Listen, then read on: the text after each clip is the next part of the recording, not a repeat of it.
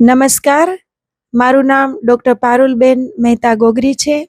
હું Mandvi wind farm beach ઉપર Gargi clinic કરીને ક્લિનિક ચલાવું છું. અત્યારે શિયાળાનો સમય ધીમે ધીમે ધીમે ઋતુ શરૂ થઈ ગઈ છે. આ સમય દરમિયાન આપણે ખૂબ જ તકેદારી રાખવાની જરૂર હોય છે. જેમ આપણે ઉનાળાની અંદર તડકાથી અને તાપની જે સાઈડ ઇફેક્ટ્સ થાય છે એનો ખ્યાલ રાખીએ છીએ, એવી જ રીતે શિયાળાની ઠંડીમાં પણ આવી જ આપણે તકેદારીઓ જો અગાઉથી લઈએ તો ખૂબ જ સારું રહેશે. તો આજે હું થોડુંક બહેનો માટે, બાળકો માટે અને બધા માટે એક અમુક સૂચનો રજૂ કરું છું. મહિલાઓમાં ખાસ કરીને જે નિયમિત ઋતુચક્રમાં પણ ફરક થોડો થોડો પડશે, તો એના માટે પણ થોડી એક્સરસાઇઝ બહેનો કરે તો ખૂબ જ સારું રહેશે. આ સમય દરમિયાન જે લોકોનો મેનોપોઝનો પિરિયડ નજીક હશે એ લોકોમાં ઠંડીનું પ્રમાણ ખૂબ જ લાગશે. જો હોટ ફ્લસીસની અસર હશે તો અસર ઓછી થશે, બાકી આ સમય દરમિયાન અનિયમિતતા પણ આવશે.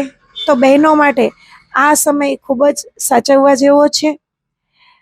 બહેનોને પોતાનું રૂટીન વર્ક તો હોય જ છે, તો જે ઘરકામ જાતે કરતી બહેનો છે એને પોતાની હેલ્થનો ખ્યાલ રાખવો.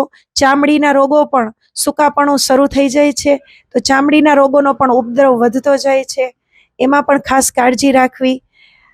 ખાસ કરીને સાંધાના દુખાવાની તકલીફ શિયાળામાં ખૂબ જ જોવા મળે છે, કેમ કે પ્રી મેનોપોઝ પીરિયડમાં કેલ્શિયમનું પ્રમાણ ઘટતું હોય છે અને પ્લસ શિયાળાની ઋતુના લીધે, ઠંડકના લીધે બહેનોમાં જોઈન્ટ પેઇનનું પ્રમાણ ખૂબ જ જોવા મળે છે. તો બહેનોએ પોતાના સાંધાની ખૂબ જ ધ્યાન રાખવાની જરૂરિયાત રહે છે. આવી જ રીતે બાળકોમાં ટ્યુશન, શાળાએ જવાનું, દરેક નોર્મલ એક્ટિવિટી ચાલુ હોય છે, તો બાળકોને ઠંડો પવન પણ લાગતો હોય છે. તો હું એડવાઇઝ એવી કરીશ કે બાળકોએ સાયકલિંગ વધારે કરવું. સાયકલથી એમનું શરીર પણ સ્વસ્થ રહેશે અને દરેક બાળક તંદુરસ્ત રહેશે.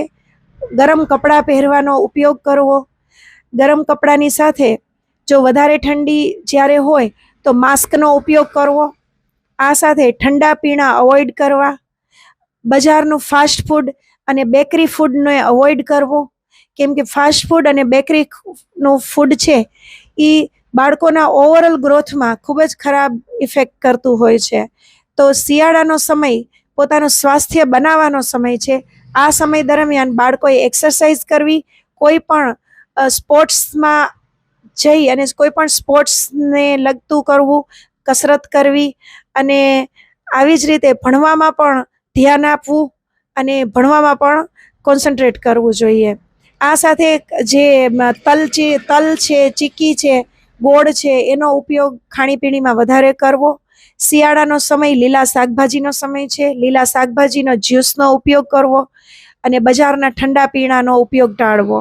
જે આપણે મહિનાઓ પહેલાં પેક થયેલા ફ્રૂટ જ્યુસીસ બજારમાં મળે છે એને અવોઇડ કરી અને જે લીલા શાકભાજી શિયાળામાં ખૂબ જ પ્રમાણમાં અવેલેબલ થતા હોય છે, તો ઘરના બનાવેલા ટમેટાનો સૂપ છે, પાલકના સૂપ છે, એવી રીતે લીલા શાકભાજીના વેજીટેબલ સૂપનો પણ ખૂબ જ માત્રામાં ઉપયોગ કરવો.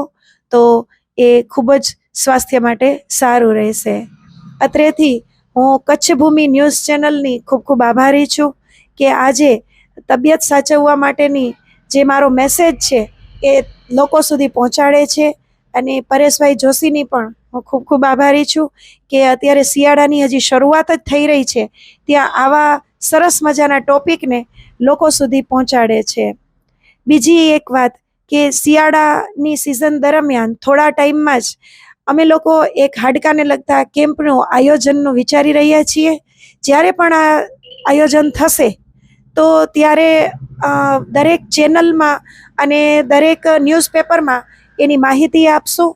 તો માંડવીના જનતાને હું આગ્રહપૂર્વક વિનંતી કરીશ કે હાડકાના આ કેમ્પનો આપ શ્રી લાભ લેશો તો આપના સ્વાસ્થ્ય માટે ખૂબ જ સારું રહેશે. અસ્તુ.